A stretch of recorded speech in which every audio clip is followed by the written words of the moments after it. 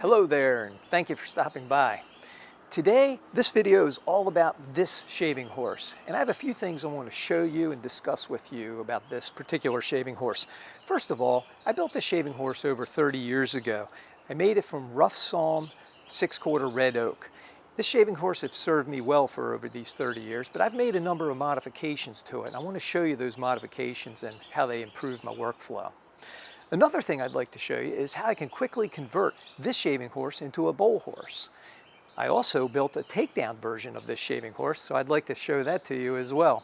And lastly, I think I'm going to throw in a spoon mule just for good measure at the end. Now, I have a blog post on this particular shaving horse, so if you want to see that blog post of mine, go to wellversedman.com. About 30 years ago, I read a book that many are now familiar with called Make a Chair from a Tree by then John Alexander, now known as Jenny Alexander. I was really excited to make a chair from a tree, but I needed a tool that I didn't have. I needed a shaving horse. Now, there were plans for the shaving horse in the book, but then I went to a farm museum in Maryland and I saw a different style of shaving horse that really appealed to me. That style of shaving horse, the one that I built here, is called a Schnitzbank, German word. Schnitzel meaning shaving, bank meaning bench, Schnitzbank. Now the other style of shaving horse is called an English Bodger's shave horse. This photo is from Peter Follansbee's blog. He was kind enough to allow me to use this photo, and the link to his blog is in the video show notes. This is the same style from the book that I mentioned. Let's take the words apart. A bodger was a chair maker in England. Part of bodgering was splitting green wood billets and shaving them on the shave horse, and the billets were then turned on a pole lathe to make chair legs and spindles.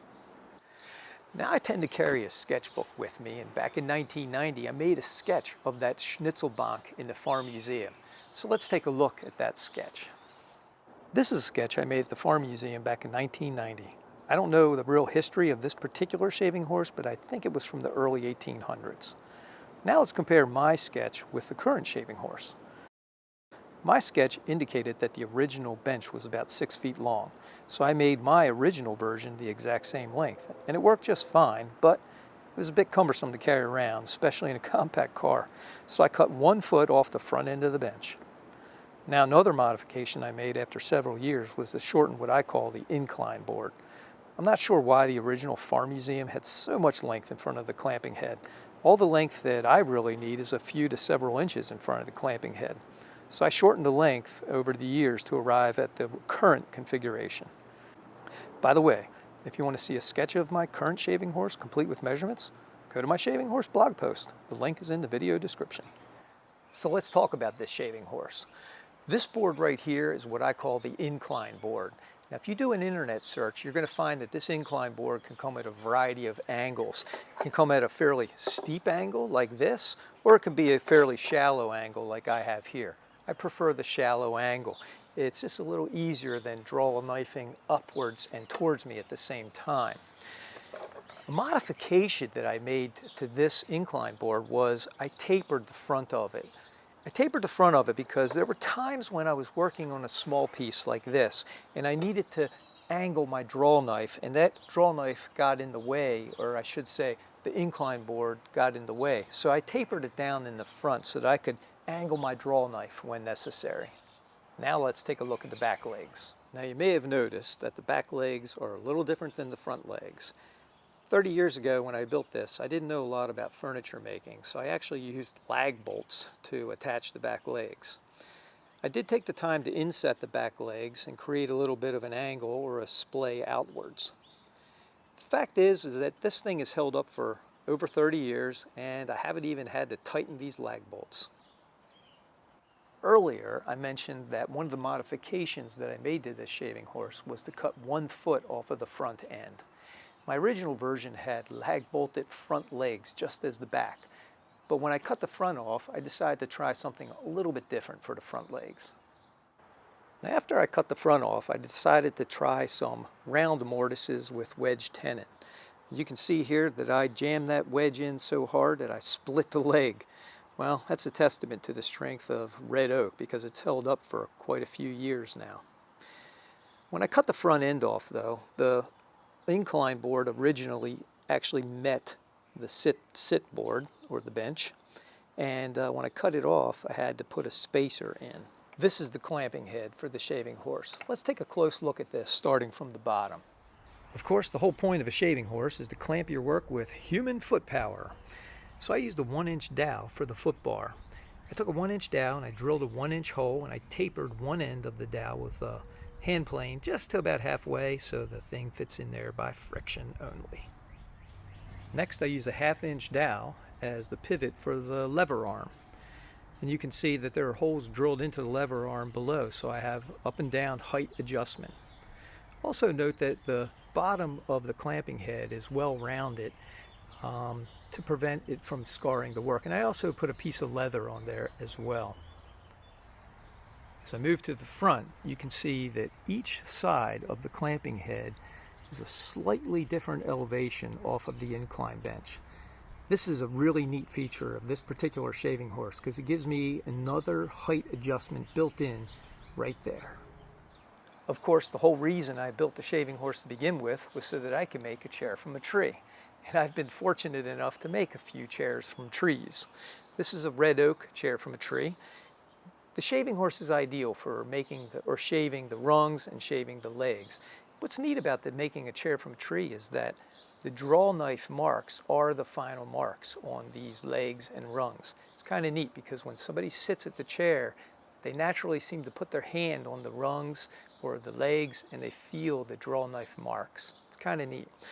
I have some rungs right here.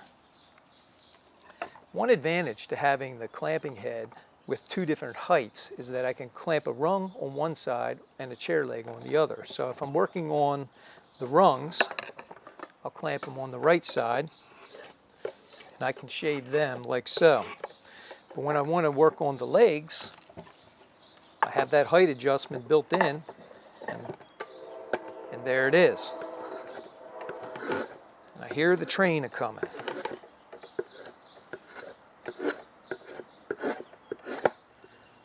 There was a reason when I first saw an example of this type of shaving horse at the farm museum that I gravitated towards that shaving horse. It's because it has open ends here on the sides. I can slide my work in from side to side. One thing I wanted to make, besides making chair parts, was flatbows. Here's a flatbow. This is a Osage orange flatbow that I made, and I happen to have an Osage orange stave right here. Let me show you the advantages to this shaving horse while working with bow staves. Again, one reason why I like this is because the sides are open. That English Bodger's style shaving horse had closed sides. The open sides are really important. What's nice is that I can angle this bow stave at a pretty good angle across. So this is great for removing the bark or working a bow stave down. But what's really nice is, again, how I can adjust this.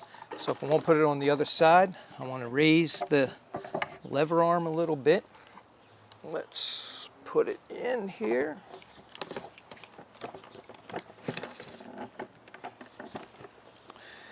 Sometimes I only use one foot on the lever. It works just fine.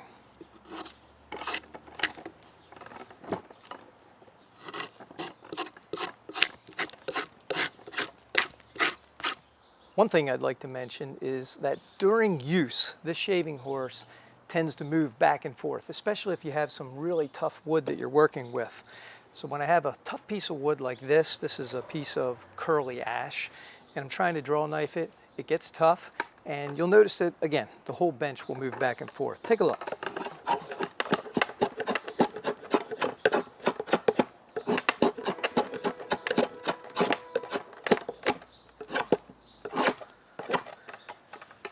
Now, like I said, I've been using this shaving horse for over 30 years. I used to worry about the fact that the leg joints would move a little bit, give a little bit. I don't worry about it anymore. I've had this shaving horse long enough and it's holding up just fine. In the beginning of the video, I mentioned how I can quickly convert this shaving horse into a bowl horse. Here's my bowl horse attachment. Let me just show you one of the bowls that I'll be working on with this attachment. So this is the type of bowl that I use working on this as a bowl horse. Set this down.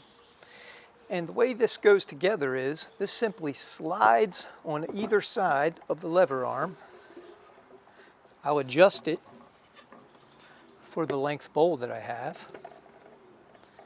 And then I'll clamp the front of the bull horse attachment onto the shaving horse. Let's see.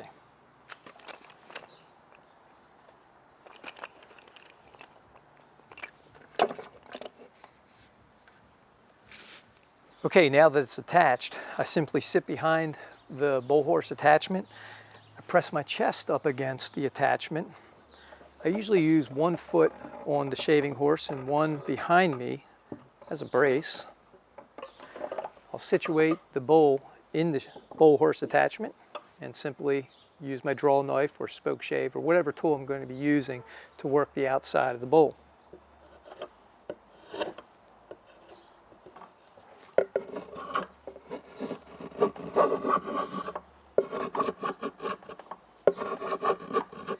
Just a couple things left to show you today.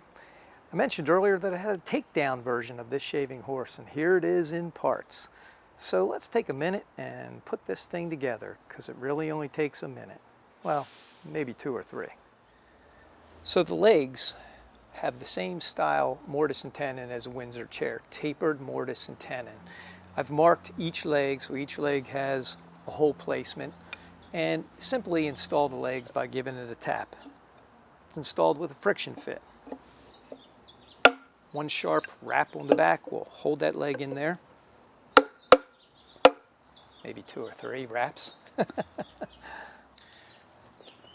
And at this point, I simply flip it over, and now I have a bench to work on.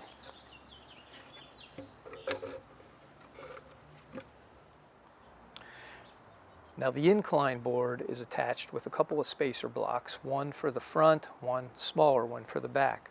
These blocks, I have pegs in them. It helps register them. And I also have a stove bolt that's going to go through the incline board, the spacer block, and the bottom, and that'll clamp it. So 2 stove bolts hold this whole thing together. I have registration marks that tell me what orientation these blocks go.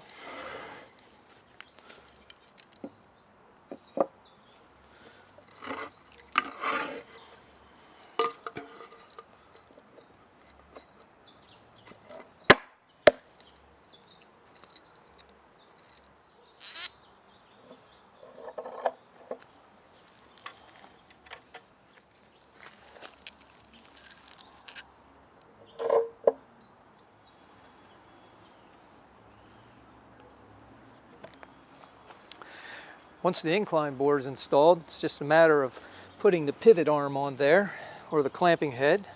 Same thing as before, have a 1-inch dowel, goes for the foot, and we have a 1/2-inch dowel that's tapered on one side so I can easily insert it, and we'll insert it. There we have, takedown shaving horse.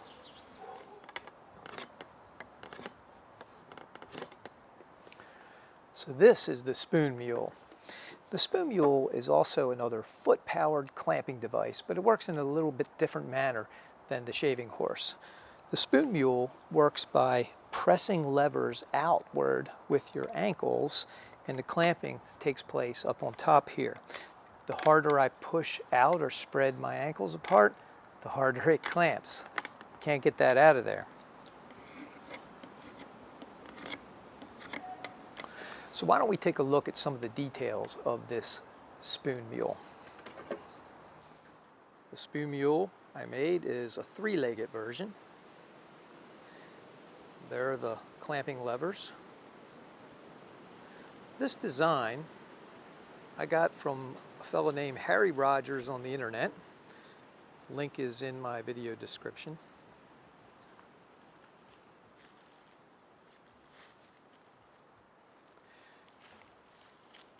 The 2 clamps are held by a relatively thin wire, but strong enough to hold the clamps and flexible that it will move.